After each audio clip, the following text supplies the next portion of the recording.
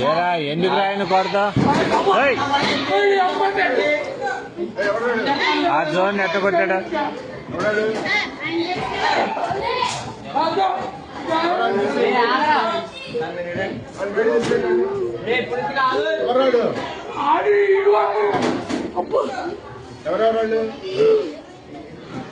ఏరా దేనికి రా విధానం ఏంటి అసలు